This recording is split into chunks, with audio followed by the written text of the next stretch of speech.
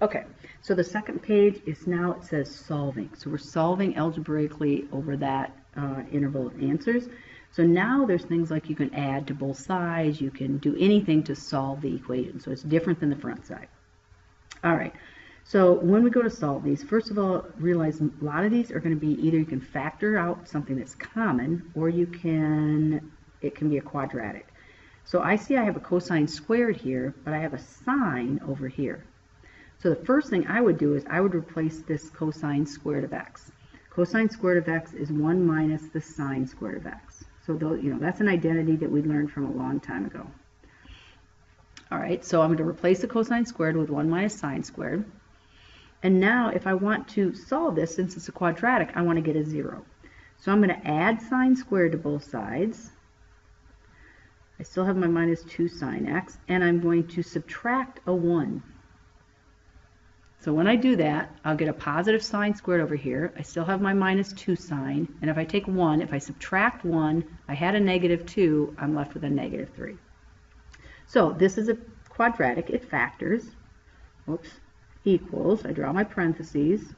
To get sine squared, I'm going to take sine x times sine x. To get a negative 3, I'm going to take a minus 3 and a plus 1. Because then my middle term will be a negative 3 sine x on the outer terms, plus 1 sine of x. That's where I get my negative 2 sine x. All right, so all I did is replace this with 1 minus sine squared.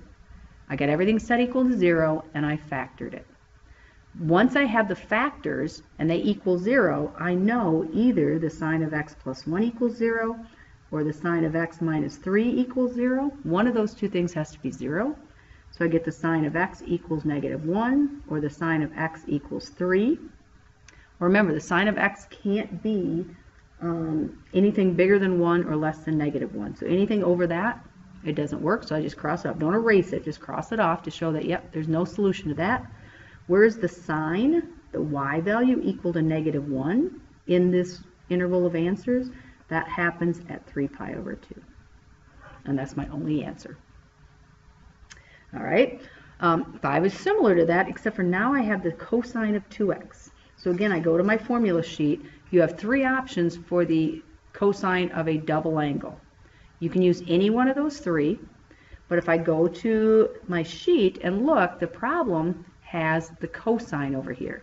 So I probably want to use the one that deals with cosine, which is this one. Okay, so I'm going to replace the cosine of 2x with 2 cosine squared x minus 1. So that's the first thing I did. I replaced that with one of the 3 things that it would equal. Now I'm sure it would work with any of the 3 you pick. It's just if that's a cosine, it makes sense that I use cosine squared. Because now I have a quadratic again, so I set everything equal to 0, so I'm going to subtract cosine, and I'm going to factor. So to get 2 cosine squared, I have to have 2 cosine times 1 cosine. That gets me my 2 cosine squared. To get a negative 1, the only way I can do that is a 1 and a 1. And one's got to be positive and one's got to be negative. So if I put the negative there and the positive there, my outer product is negative 2 cosine plus 1 cosine. So that works. Set each factor equal to 0. And cosine x minus 1 equals 0. Solve this, I get the cosine of x is equal to negative 1/2. Here I'm going to get the cosine of x equals 1. Where's the x value 1? That happens at 0. Remember, it includes the 0, but it doesn't include the 2 pi. So that would only happen at 0. Where's the x value negative 1/2? That happens at 2 pi over 3 and at 4 pi over 3. Okay, so again, same way, only now we just replace that with what it was equal to. We picked this one because of the cosine over there. All right, sine of 3x. That's like the problem on the front page. We have this 3x, we don't have a formula for 3x. But what we do have a formula for is if I write it as 2x plus x equals the sine of x. Because now I have a sum formula, the sum of one angle plus another, we're using this formula. So it's sine of u plus v.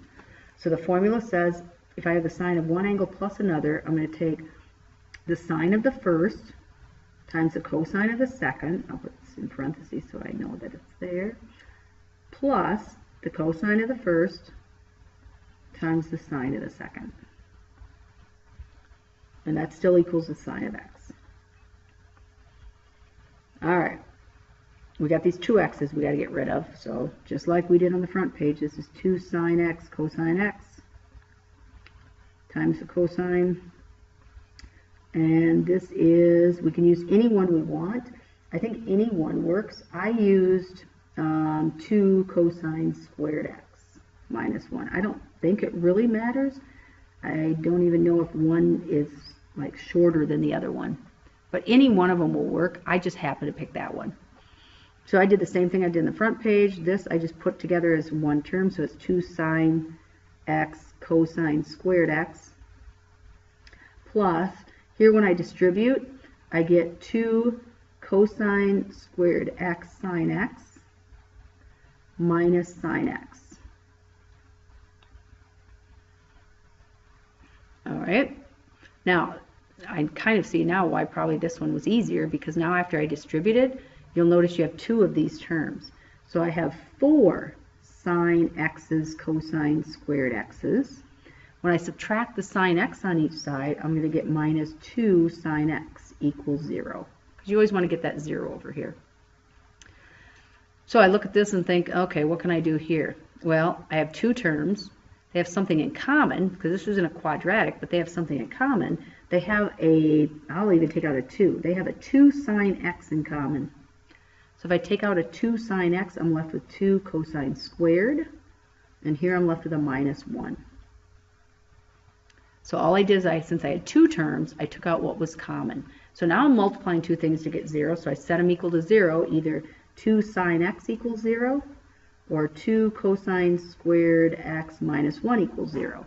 One of those 2 things has to be 0. Okay, so if I set this equal to 0, I divide by 2. I get the sine of x equals 0. Where is the x value 0 at?